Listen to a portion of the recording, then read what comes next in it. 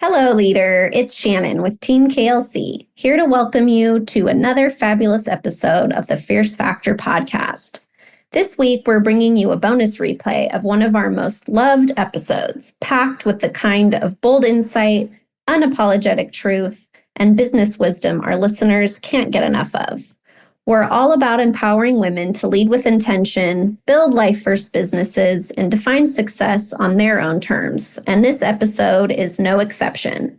Whether it's your first time hearing it or the reminder you didn't know you needed, we're excited to reshare this powerful conversation from the archives. Without further ado, enjoy this bonus replay episode of the Fierce Factor podcast. Hi there, welcome to the Fierce Factor podcast. I'm your host, Kaylee Lindholm. And I think it's time for us women to shift the conversation in business and step into our feminine leadership to do the most iconic work the aesthetic industry has ever seen.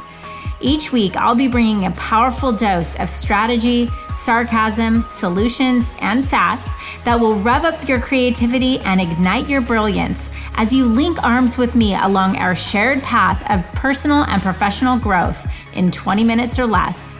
Let's go. Hello, leader. Welcome back to the Fierce Factor podcast. It's me, your host, Kaylee here. And thank you for joining me today for episode 164, an interview with an aesthetic industry pioneer, researcher, and thought leader, board-certified nurse practitioner, Leslie Fletcher. If you haven't been privy to a lecture, clinical training, business curriculum, or come across Leslie's work, you are definitely in for a treat. Leslie is a highly respected and prominent driving force in aesthetics and certainly someone to follow and potentially train with. She's a highly sought out international speaker and faculty injection trainer for our industry's leading training and pharma companies. To date, Leslie's trained over 6,000 physician and mid-level practitioners. She's authored over 20 medical aesthetic articles published in peer-reviewed journals, such as the Journal of Aesthetic Nursing, where she serves on the editorial board.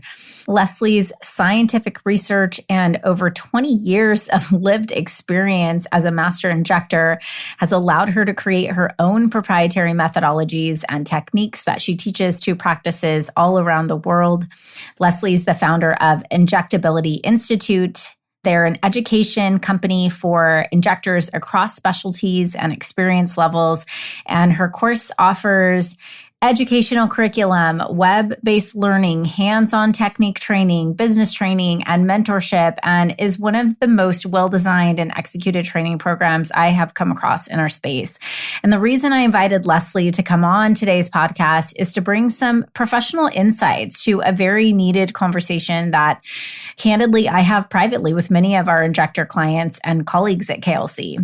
And that is the reality that our rapidly growing industry and demand for training for new injectors to feed that demand has opened up an interesting new dynamic in aesthetics. Leslie shares in this podcast that Allergan recently published data that our industry will be in need of 10,000 new injectors per year over the next 4 to 5 years to service the consumer demand for Botox and other aesthetic services.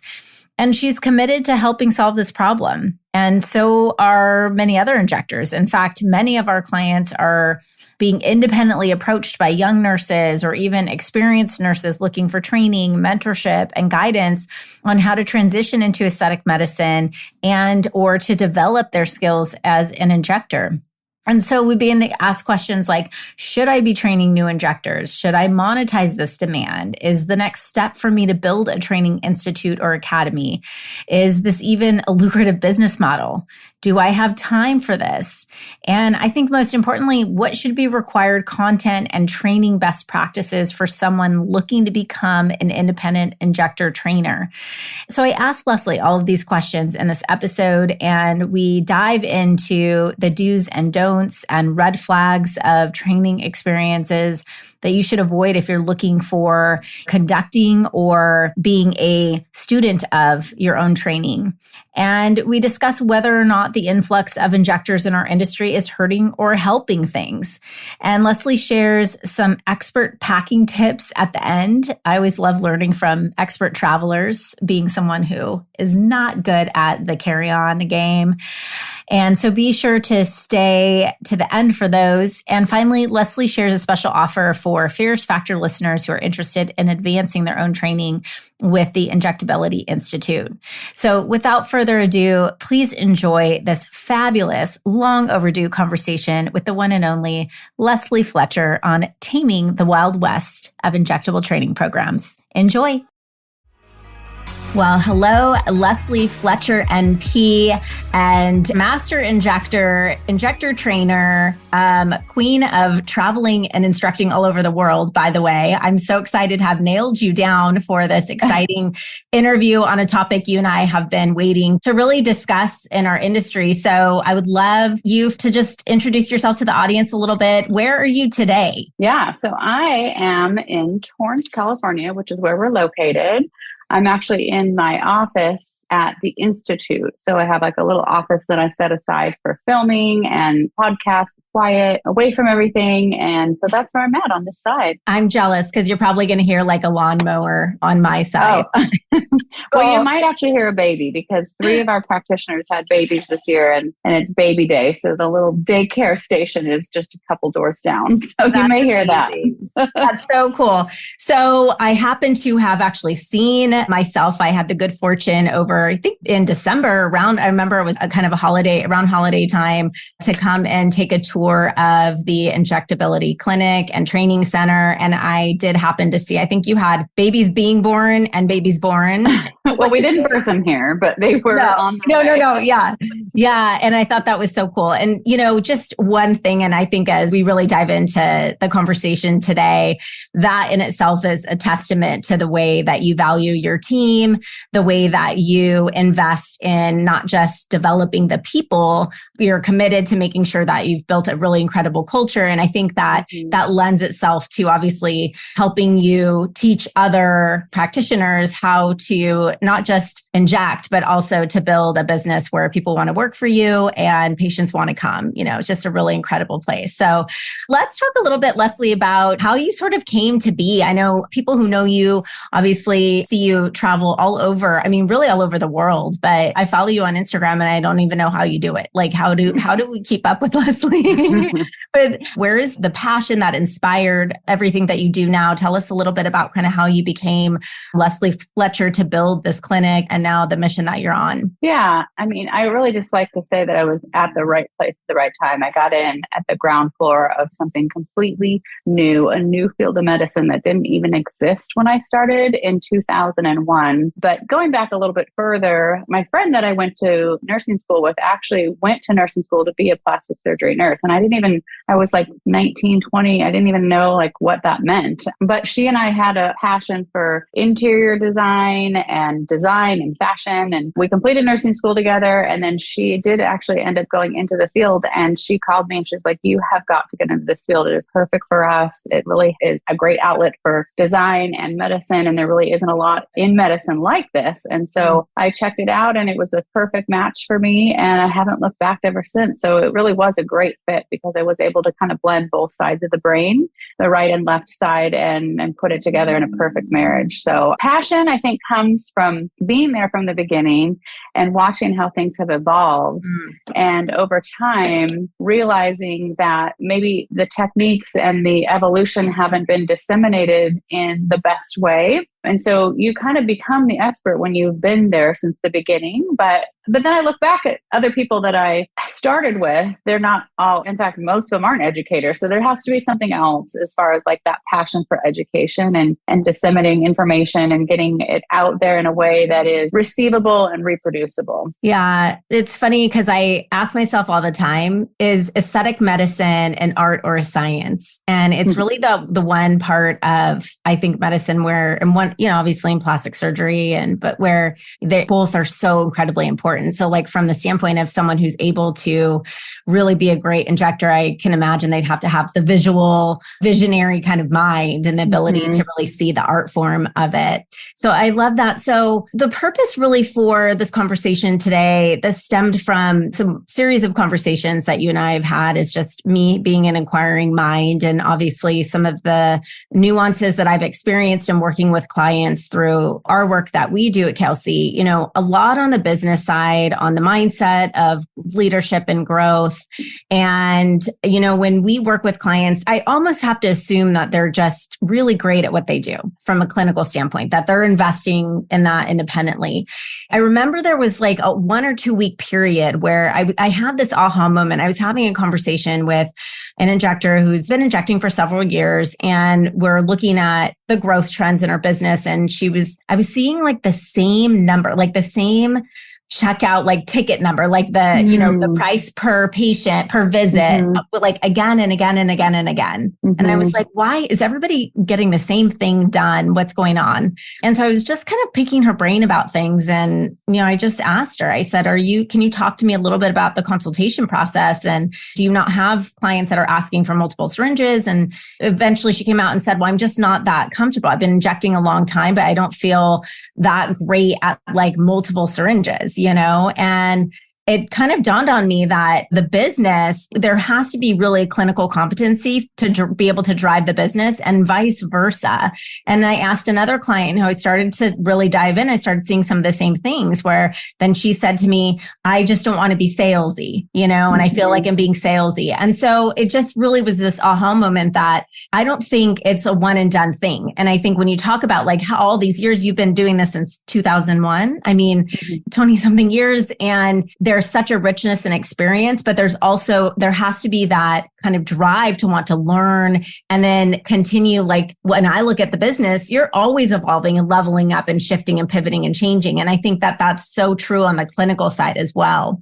And so I want us to talk today, Leslie, and I really chose to talk to you first about this because I think that there's a very low barrier to entry, one, in our industry in terms of hanging up the shingle and saying that you are an injector. Many injectors will be frustrated and say, look, it's the wild, wild west. Anybody can say they're a master at something, and it's a medical field, you know, and at the same time, you see now I have clients that get people in their DMs like, can I come train with you? Can I come train with you? You know, and I think there's a lot of positive, but there's also a lot of caution. And so I want to kind of just open this conversation together about this whole idea of becoming a trainer and calling yourself a trainer, right? And also starting to break down and educate what kinds of things new injectors and also growing and learning and advancing injectors should be looking for when they're choosing where to go for their training along their course, along their, I would say, professional clinical career as well. So let's start off by just talking about, like, from your perspective, new injectors, right? Like, how do they know where to go? What should they be looking for when they want to seek out training and injectables? So I think the number one thing to look for is who's doing the education. So who are they learning from? Who is going to be their mentor at this point? Because that's going to set you on a trajectory of a different path based on who that person is. So I think picking someone that sits well with your ethos and what your goals are as an injector would be the first and foremost. So they kind of need to have a little bit of a history too, a past history, and you might be able to kind of find out their brand from online, what they excel at. Do their ways resonate with your ways? Because essentially you're going to be adapting a lot of their techniques and their personality traits and a lot of their ways they deliver the message to the patient. So I think that's the first and foremost, is to set that tone with, like, and it might be a company, but what's the company's ethos as well? What's the reputation of the trainer? What are they doing to contribute to the field? Is this a person who just wants to be famous, that's like out there, like Insta famous, and, oh, I'm a trainer and I'm this and I'm that? Or do you see them at conferences? Do you see them publishing papers? Do you see them as an educationist at core, meaning that they really love to educate in all aspects of their life? Or is this something they just want to put on their Instagram handle to make their patients more excited about them, that they're a trainer? That's the first thing, I think.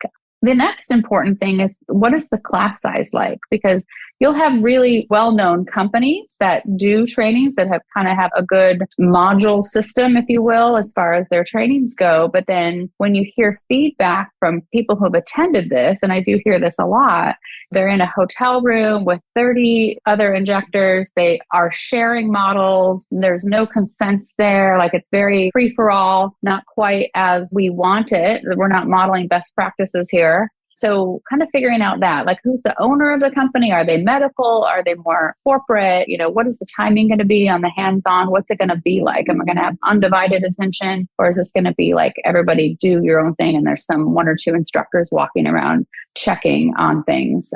Is this company insured? If there was going to be an issue here, are they insured for education purposes? Meaning if there was some sort of AE, like who's responsible? Who's the medical director? Who are they working under? Are they injecting in the state that's legal? Like, there's a lot of that stuff that kind of brings the package. And I think reputable companies are going to be more apt to give you those answers. Are they getting CE credits for this? Is this something that has been deemed for accreditation on that form? And then a couple other things too, like, how does this company's reputation stand up in the field? Because oftentimes they get these certificates and they think they could just go knock on the door and get a job the next day. Mm-hmm. But that company is kind of known for the type of training I just described. And if someone came looking for a job here that went to one of those trainings, I would probably discount it right away in the fact that they didn't do their research on this educational company and they went to one of these events and didn't quite get that training that I was hoping they would get. So if you have another company, maybe that's more well-known for a more comprehensive curriculum, that's one-on-one, hands-on, small group sizes, 5 or less, and like, this is a good training, that's going to give you a better leverage when it comes to job hunting. Let's see, how many people have they trained in the past? How long have they been training for? Which is kind of unfair for the people who just started. But with this field being as dynamic as it is and things changing so quickly and so rapidly, a lot of what I train is based on past 20-year experience. Like, I have so much of that and I bring it to the table in the curriculum that if I just started injecting 5 years ago or a couple years ago, I don't think my curriculum would be as comprehensive as it is. So I think that really comes into play, is that just kind of that experience level. Those are some things I thought of. Yeah. Well, and the other thing too, and I shared the story with you before, that we had a client actually who I've had on this podcast, and she told the story on the podcast, was that she went to a training, like a weekend course somewhere, and she ended up like teaching it. She said it was unbelievable. This is a brilliant woman, a lot of experience, and MD behind her name. And so, like, I'm sure she did her homework, but it can be very deceiving. It can be. So I think you need to dig deeper into the questions. And one other question I think we should be asking is, are the classes set up in a way where we're all going to have this similar amount of experience? Because that can be very frustrating, like your client. And I've heard this before too. Like, I took an advanced class and there was a beginner in there, like asking how to reconstitute Botox. So it can really distract you, derail you from a trajectory of advanced training to like, oh my gosh, I got to take care of this person. And so you end up kind of babysitting over here and missing out on some of those other people, and vice versa. If you have someone who is in a fundamental class or a foundations class and they're a little bit more experienced, that could be frustrating for them too. So making sure that there's a good relationship with whoever is doing the placement, like there's an interview beforehand maybe to find out, tell me about your experience, about your practice, tell me a little bit more, and then let me find the class that best suits your needs, versus you going in and just picking from a drop down, assuming that because it's advanced, it's going to be advanced. Right. No, that's such a good point. And also, what does advanced even mean? Right. And that is an arbitrary term. So maybe giving some specifics. Yeah. What are like some of the red flags to look for? I guess this is there's such a spectrum here as we're talking about like training academies, and some that are well known. And I also think there's some benefit too to like just learning other people's technique, learning a few different ways, like nobody, and taking what you want from it, whatever. But like, are there some red flags that like, just if you see this or this happens along the process, or you show up and this is going on, like this is a red flag for you? Well, unfortunately, if you show up and it's already going on, you're kind of stuck because you're already there. So you paid the money, and there's really, at that point, it's going to be a challenge to get out of it. But again, I think it's those questions ahead of time, like where is this class going to be held? And if it's held in a hotel, I personally feel like that is a red flag because it's not medical. You're going to be injecting in surroundings that's not going to be typical what you're going to be used to in the clinic. And then the assumption is that the reason it's in a hotel is because there's going to be so many people that we couldn't fit in a clinic, kind of a thing. So that would be another red flag. Also, what type of curriculum can I expect to leave with, to hear during the didactic and leave with? And if they tell you, oh, you know what, we just spend most of the time on hands-on because that's what's important to people. That to me is a red flag because not really. I think what is important is setting the foundation up with that evidence-based curriculum, giving them a piece of material to go home with and study, a manual, if you will. And that's the kind of stuff that actually takes a ton of time. And to me, sort of separates the great educators from the I want to be an educator, is the ones who just kind of want to be an educator but aren't interested in running an educational institution, aren't spending the time writing, copywriting, designing curriculum, printing it off, changing it every time you teach. That's the stuff that really separates, I think. So I think that's a great question to ask, like what kind of materials am I going to leave with? And if it's, oh, we'll give you a printout, what does that printout look like? Is it like 3 pages? Is it black and white? Is it in color? Am I going to be able to read it? Or the slide's going to be so small? So those enduring materials, I think, are really important. And then how long is the class? That's another red flag. If you have an advanced class or even a foundational class that's like 4 hours, that's a big red flag because there's so much to cover. And if it's limited in time to 4 hours, I think that would be a red flag for me. And then I would always like to know what portion of that is didactic and what portion is hands-on. Both are very important. But if you miss one of those pieces, I think you're missing a big piece to the entire puzzle. Yeah, let's talk about those puzzle pieces because we have several clients that have their own training centers in their facility. And I think something that I learned is you took the time to walk me through and show me the process, even how the whole client journey from when they come in to a meeting with having a consultation with the provider, then to the consultant that you have that talks about really like the pricing stuff, the whole approach to how you, even the bedside manner, all of that kind of stuff. I think that to me, that's so important. Going back to like the first example of realizing that there's the clinical confidence that you have to have, like too, when you leave that training program and you learn how to do something, you have to do it, right? And so there's the process of that.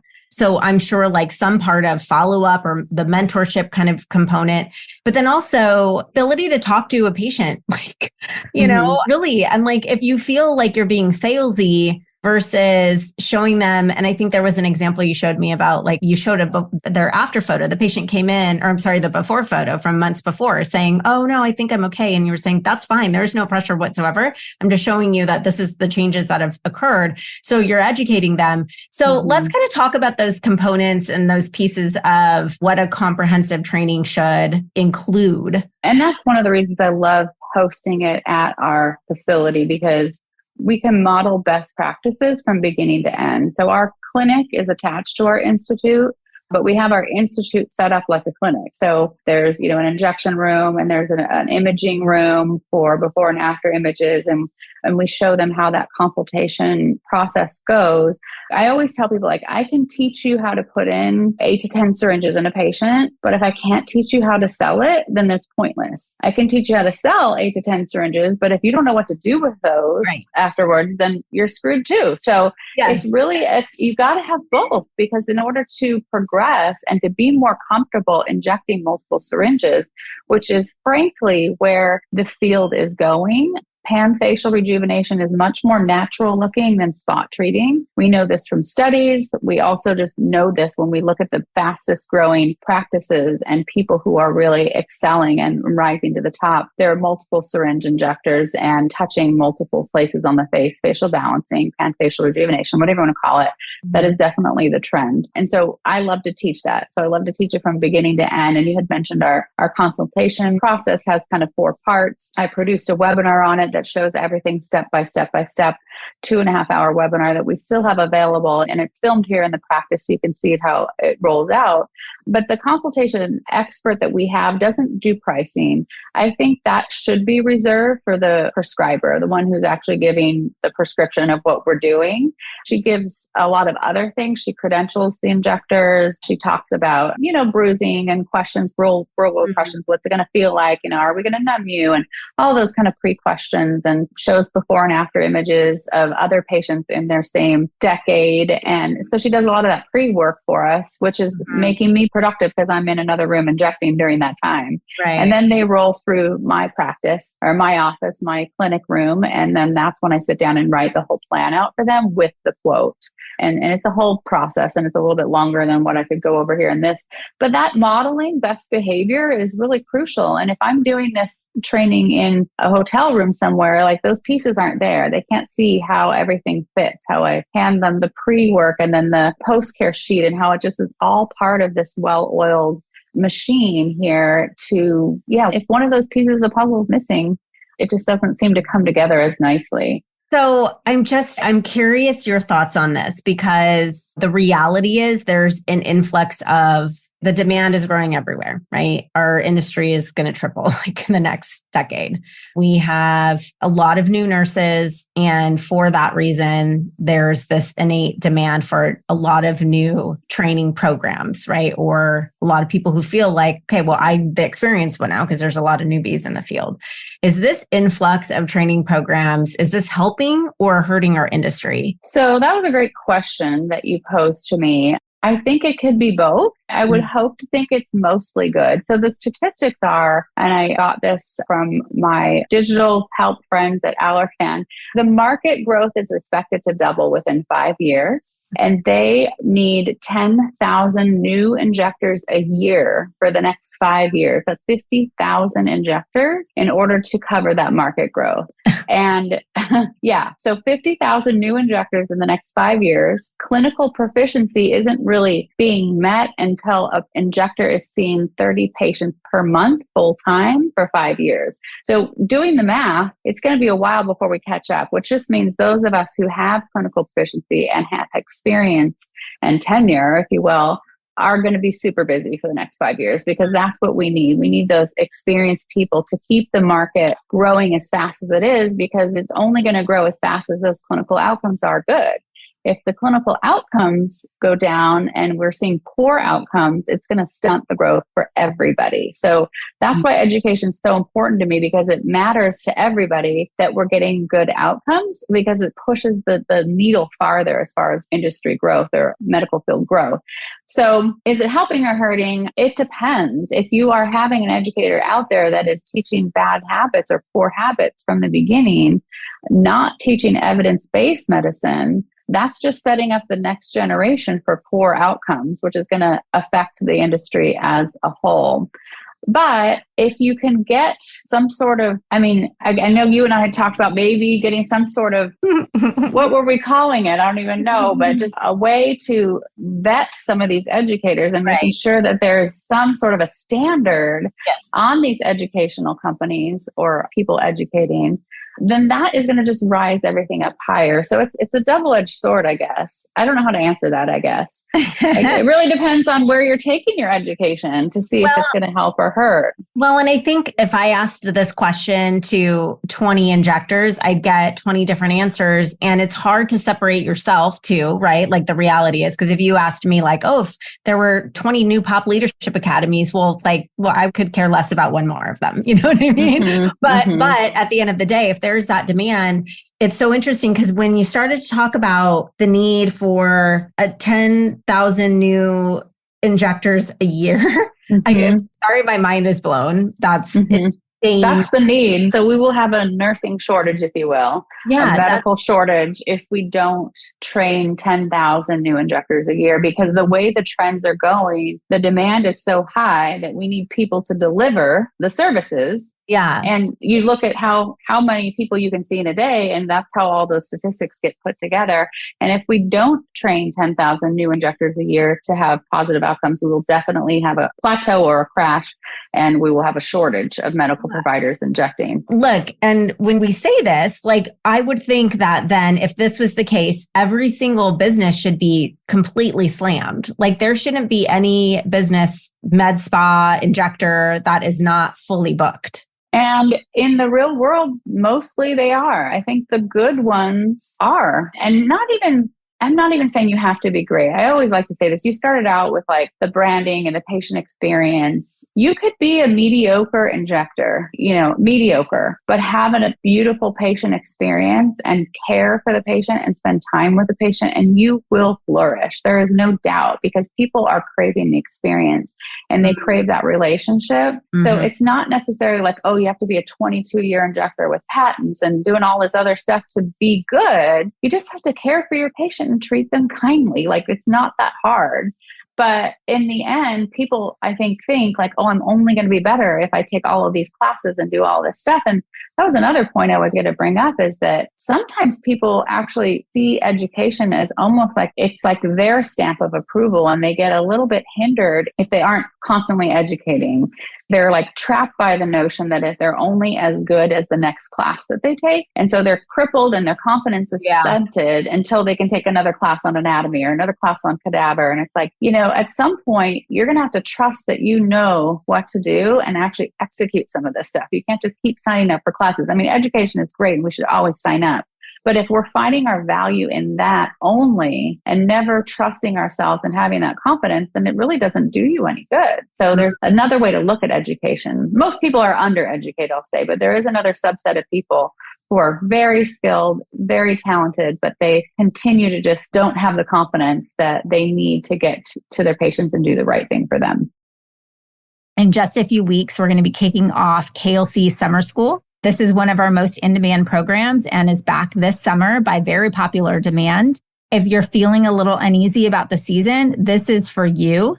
Here's what I'm seeing. Most business owners are like, I'm scared about the economy. I'm scared about all the things that are going on. I have so much uncertainty, politics, the summer, the season, all of the things. So most business owners are just sitting there kind of waiting until their business is like practically on fire before they do anything. And I'm telling you right now, that's not the play. Your clients aren't broke. They're just being a little bit pickier about where they're spending money right now. And guess what? They're watching exactly how you show up during times like this. So while everyone else is panicking and throwing discount after discount at the wall, hoping something sticks, the CEOs who are going to absolutely dominate are using this moment to get their house in order. They're sharpening their message. They're tightening their systems. They're building the kind of foundation that doesn't shake when things get bumpy.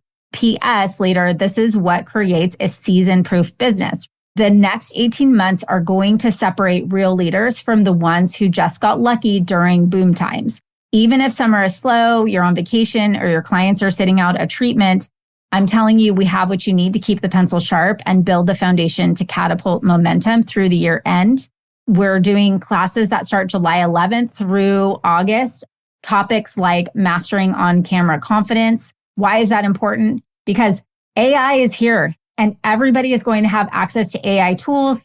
I'm telling you, how you're going to stand out in this next 12 months is going to be all about video.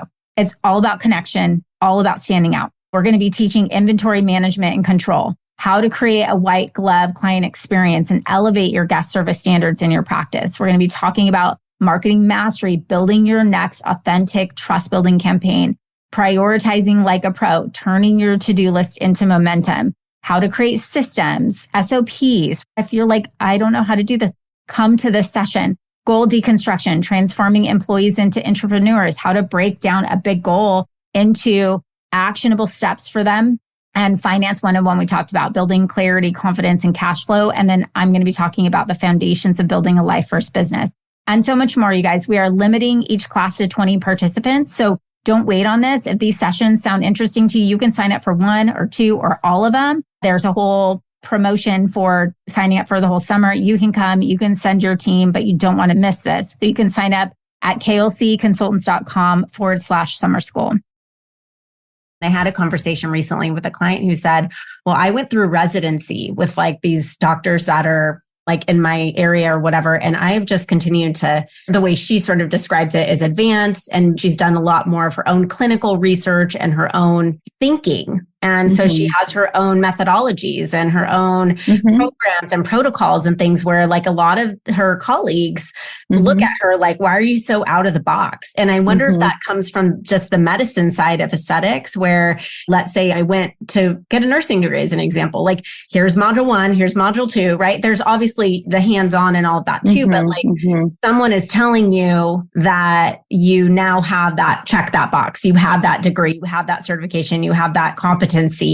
It's just so nuanced because it's so new and growing, but it really does take, I think, like leaning in and trying things and doing it right to like get that full experience. Absolutely. I mean, education is an interesting thing, you know, curriculum, comprehensive curriculum. What should the best educational facility or our company operate or offer? I think it starts with that medicine. I mean, yes, it is an art, but if you don't have the evidence base to back it up, it's just you flippantly saying, oh, I tried this one time and it worked. Like, but you've got to kind of have that research behind it. And that's the time that it takes those educators to really do that research. And to me, that is what kind of separates the good educators from the mediocre. But also training curriculum that is comprehensive should have new material because this field is dynamic and it is essentially less than 20 years old. I mean, about 20, 21, when you think of just Botox, but fillers in itself really didn't take off until Voluma was approved in 2013 and we started doing the whole face. So we're looking at 10 years or so. And so if we're not bringing anything new to the table, which is another issue sometimes with stagnant training companies that have been around for a while, which is something I told you in the beginning to look for, but if they're not constantly changing and constantly evolving and updating that curriculum, I mean, every time I go to the printer, probably twice a week, and my husband's like, can you just like order 50 of these and not send me to the printer? I'm like, no, because I just found this thing out. I got to add it. Like, they need to know, like I'm just compulsively adding new material because I feel like if I don't tell my trainees, then I'm leaving out something really important. And so it should constantly be evolving and having those new concepts and new techniques.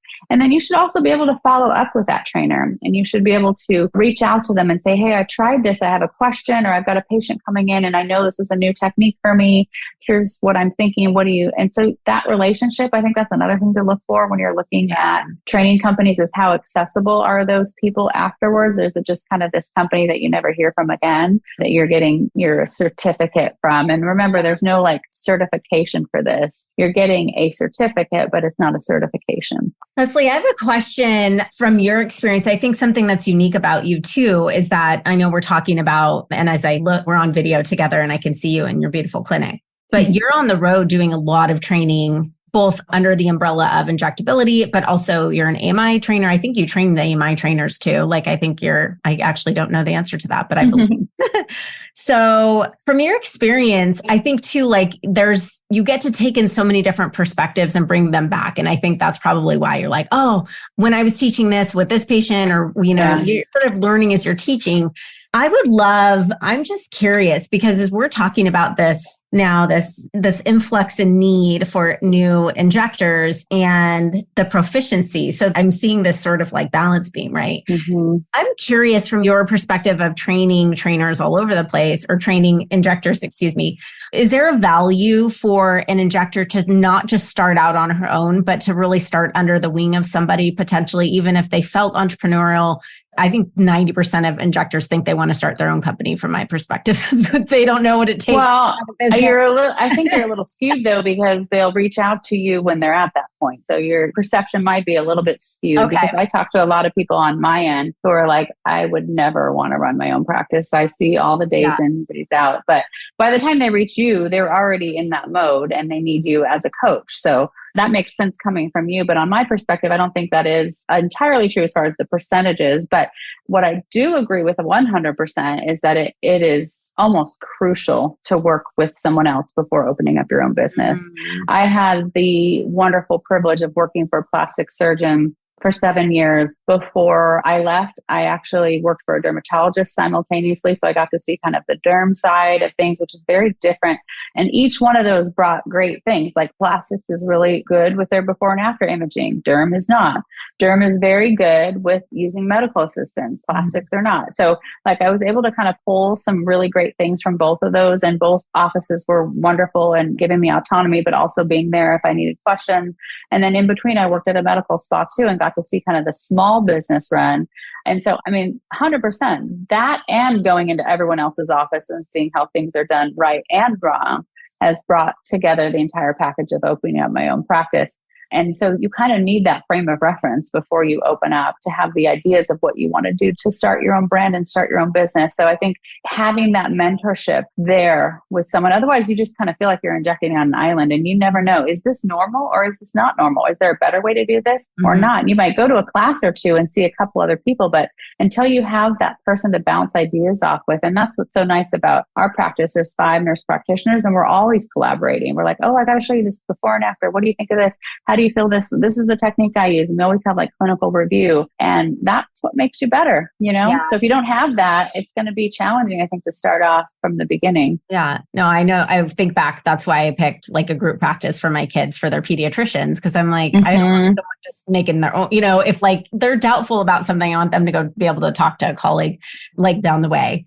So, okay, I'm going to just take this one layer deeper and I'm just curious how you would handle this situation. So one of the main challenges or fears that I hear from our clients who are looking to then scale up their business and bring in other injectors is that I'm afraid if I train them and teach them, they're going to then leave me. So if it is in fact the case that it's almost crucial for someone to go and have mentorship and learn from someone else before they start, do we need to flip that narrative? Like, should it be more that this is the way the industry is going to happen? Like your injectors are going to come work for you for a few years and then they're going to go out on their own? Or is it you have to get that straight with that injector in the beginning when you bring them in? What's your thought about that?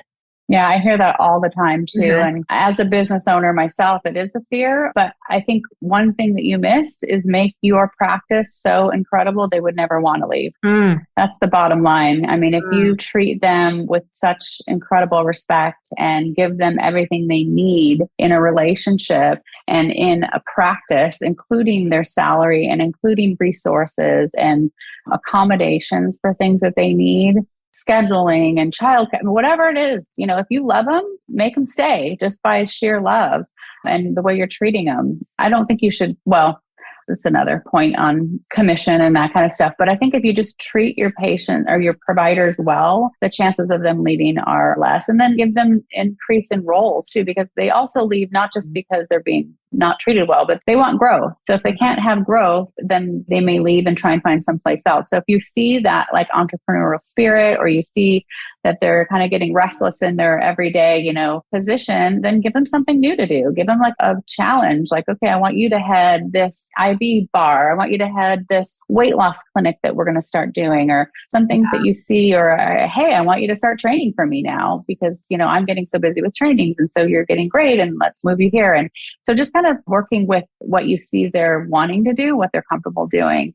That to me is key. But at the end of the day, you can't go into an interview like that. Like, oh, I'm not going to hire you if you're going to leave and start your own place. If you see red flags to begin with, like before you interview them, and sometimes these Insta famous injectors aren't the best people to have to bring onto your practice, because that tells me sometimes that they're like already on this trajectory of being their own person or their own business. So if this is something that's really important to you, I would actually look at hiring people with less experience and less social media presence and groom them in the practice and just really bring them into the family and hope that this becomes something that they just won't ever leave.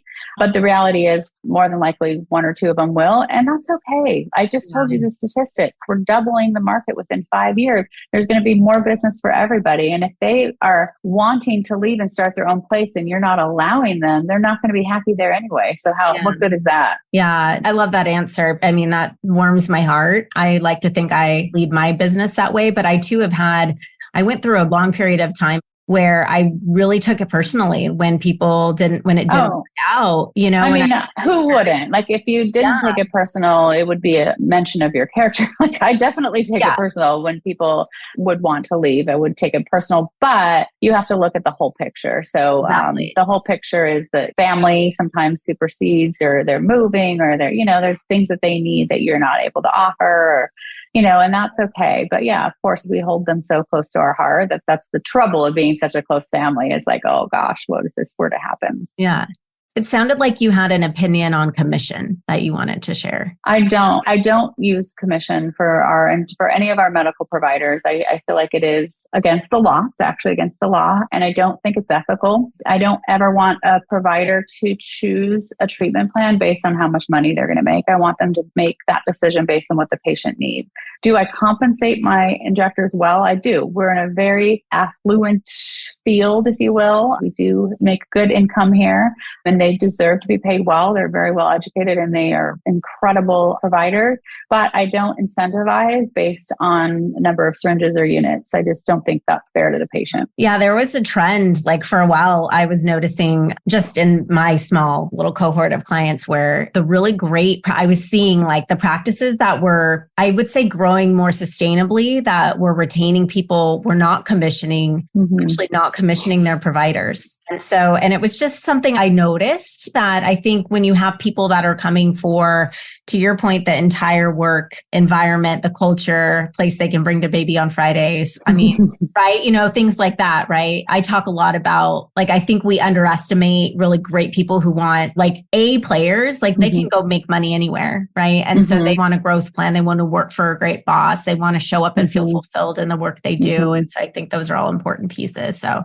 I just wanted to kind of get your opinion about that. I mean, imagine, and this is why it's against the law, if your cardiologist was incentivized by how many medications he gave you, that wouldn't be a fair treatment plan, because he's getting paid more based on how many medications, and do you really need those medications? Yeah. So if we really want to re-medicalize aesthetics, which is something I'm completely passionate about, I feel like people see it as hair and nails and they don't see it as medicine. But we want to pick and choose where we implement the re-medicalization, but this has got to be one of them, because in real medicine, non-aesthetic, non-cash medicine, you would never incentivize a physician or a nurse practitioner by how many prescriptions they wrote or how many patients they saw in a day. Like, it doesn't make sense. It's not ethical for the patients. And that's why there's a federal law against it, because of that. So I feel like if we're going to follow some federal laws for medicine, we need to kind of follow them all. Yeah. But that's my personal opinion. And I do bonus. It's not like I don't bonus at the end of the year or do profit share. And we do profit sharing. So there's some ways around it, but we certainly do not do every paycheck based on what their sales were. Yeah. Okay. Just one more off track question, and then I'll ask a final question, then we can wrap up and let you get back to work. Why can't our pharma companies, why can't Allergan just make sure that like every injector is competent and proficient? I'm just kind of playing that card there. Well, I think they're trying. I know last year Allergan did 40,000 educational activities, and that's their second largest spend behind research and development in the entire company of AbbVie. And so they're doing their best, but that's just one company, number one. They spend more than any other company. I do know that as well, but they spend a ton. But still at that, even at their goals of how many injectors they're trying to train in the next 5 years, it's impossible. And also they're not an accreditation or certification company. It's a pharmaceutical company. So the fact that they do any at all is like incredible. And it's phenomenal that they would invest that kind of money in education. They don't have to. It's very unusual in traditional medicine, going back to that path, that, your diabetes medication pharma rep is going to have a class where you can teach people how to educate their patients on how to use this pod or whatever. Like, it just doesn't happen. You kind of just have to learn on the job. But in aesthetics, it is something that they have taken a certain importance and put a certain dollar amount, which is large amount, but it's still impossible. And also they can only teach to on-label, which thankfully for Allergan is about 89% of the face, but they are limited by their FDA regulations to only train to on-label areas. And there are so many areas that we treat that are off-label. And so that is where the non-pharma educational companies come into play, like myself and others that are out there. And so we can kind of take up where the pharmaceutical companies have left off. Yeah. Well, and the lived experience of treating patients and running a business. I mean, obviously. Yeah. I mean, they try. They have a business development track. They've got your AMIs, which are hands-on in clinic, but there's just a limit to how many of those and how much money is spent and how much time is spent and how many injectors they have. Yeah. Okay. So that brings me to my last question, because maybe if I'm listening to this and I'm like, well, I've been injecting for long enough, and I feel like it's sort of the next step now for aesthetic injector owners who are like, okay, I've got running a decent business. Like, now I'm going to start a training academy. Mm-hmm. And sometimes when we do the math, it doesn't necessarily make a lot of sense, so I guess I would, to get from your perspective, and you obviously have such a strong team and you have people to support you to build that. You have invested a lot into that side of the business, but do you think this is a good business model for every experienced injector to say, now I should start a training academy? So the advantages to having a training company is credentialing for your patients. So prospective patients look at your website and they see that you're a trainer. That gives them confidence. So that's a great thing that I think encourages a lot of successful injectors out there to start their own training academy. But when you look at the revenue with both businesses, it's definitely more lucrative to stay in the practice injecting. If you run a very successful practice, if you have time off during the week where you're not booked and you could be doing something else, then you have two businesses that you run. Mm-hmm. But not everybody is a good trainer. That's the other really big piece of this puzzle. Just because you're a good injector and you have a lot of experience doesn't mean you know how to work with different personality types and you know how to impart confidence to people. Mm-hmm. And that's the thing that people forget. Not only do you need to be a public speaker, which a lot of people aren't, because you need a lecture, you need to give some sort of didactic portion, but you need to deal with multiple different personalities and turn on a dime based on what that personality is bringing to you. And figure out what each person needs to leave that training feeling like it was money well spent. And that's going to be different for every single person in your class. And you need to be on 24/7 because those questions come. Like, I don't even take breaks during these things. I can't check my phone. I go dark. I tell the office I'm dark. I'm training. Like, my focus is there. So it's a different type of personality that is an educator. And it's not even like an educator like a teacher would be. It's a mentor too. And I don't know that it's the best business model for everybody, but certainly for those who have some of those gifts, I mean, it's a wonderful blessing too, to be able to be on both sides of this coin and really experience both sides of the business. I love that.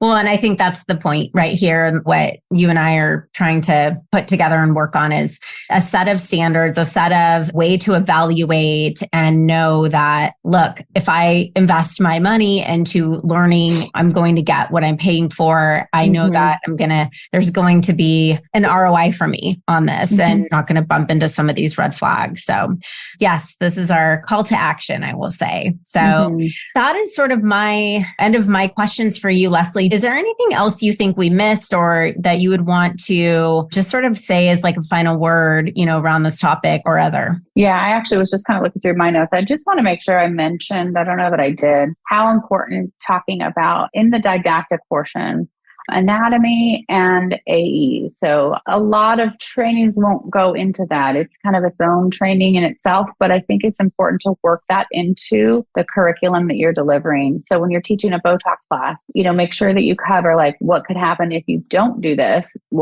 this could happen. And then how do you correct this? You need to do that. So there's like this little treatment pathway. And that also takes experience because you have to have lived through it, but also research and kind of, making sure that you have the tools at your disposal to talk through complications with your prospective trainees. And anatomy, of course, can't be overstated, but those are things to look for in your classes that you're looking for. Awesome. Thank you for that. What an exciting time. It is. I just feel so blessed to be in this field because it's so exciting. Yeah. And you're not worn out after all that travel, all the time. I'm totally worn out. I am, but I sleep really well. And I have a really great supportive family and team that lifts me up and that does a lot of stuff for me that makes it all possible. But yeah, it is pretty exhausting for sure, but it's exhilarating. I'm just completely exhilarated every time I do an educational training. Well, we love it. And we in our academy have several clients who are just huge fans of yours, your work, and are in constant conversation with you too. But you made a big impact. So thank you for that.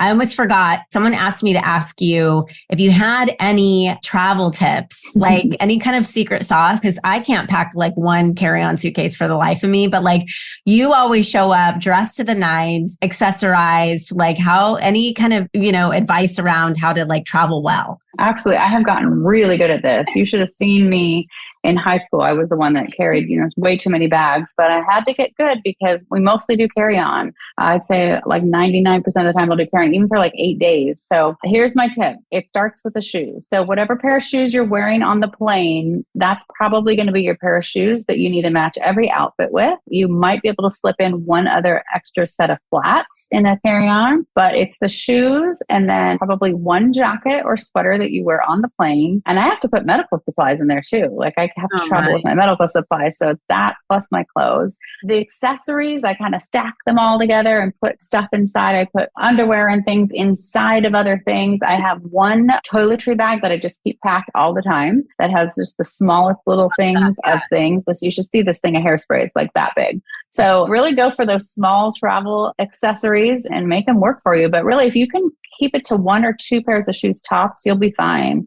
Yeah, and those tennis shoes take up a lot of room. So I'm not a big tennis shoe wearer, but if you do wear them, then make sure you wear them on the plane because then it won't take up your space in the suitcase. Oh, and I make a list. I actually have a list of what I'm wearing on each day to make sure I have the right accessories for it. Oh my gosh. That is just too much. Yeah. I was already off with the shoes. Like I probably pack and I just don't know what I'm going to want to feel like wearing. And I should just not let myself go there. You have to feel what you're wearing before you leave. You're going to have to go, well, on Thursday, I'm going to feel like wearing this because I've got to do that. And you've got to kind of plan it all out. Yeah. It's like your meal prep or something. Okay. Well, exactly. we're requesting an Instagram video of Leslie packing for a trip. So put that okay. I actually have a great picture of my little nesting dolls. I have a really big tote for my carry-on. They say you have the carry-on plus one extra bag, which is supposed to be your purse. That's pretty big. And I have I'll send you the picture. Okay. I have the tote and then a smaller tote and then my purse inside of that. So I get like 3 bags inside my carry-on. Genius. So yes. I love it. Nesting dolls. Nesting dolls. That's so great. Well, thank you so much, Leslie. And I think you were going to have a special offer as well for any injectors who were looking to come in and access your wisdom and that incredible experience at InjectAbility. Yeah. So the promotion that we're running is that if you did want to take a live class from myself or one of my educationists around the country, that you could register. We have a Shopify. You can get on our Instagram, which is InjectAbility Beauty, or my own personal Instagram, Leslie Fletcher NP. And also on our website, there's links everywhere. And then you can kind of hover over each class that we're doing. It gives you a description and then you click on it to purchase. And then you can add the code 200 off for a live training. That's very generous of you. Thank you for watching the webinar. Yay. Thank you for hosting it. Yeah, no, of course. So this is wonderful. So I will add all of that info into the show notes and on our end so that everybody has access to that. And thanks again, Leslie. It's been such a pleasure chatting with you. And I look forward to continuing this conversation and building some real support and tools and structure for injectors who are looking to get the right kind of training. And hopefully everybody pops in and sees you as well. Listen, leader, if you're vibing with me here, hang tight because I have a brand new resource for you. You are a successful, confident, powerful woman who just isn't into being average. No, you have a calling, and part of that calling is requiring you to level up. And I know that if you're working across the next $1 million milestone in your business, you need to be in the right circles. And perhaps that's why you found us.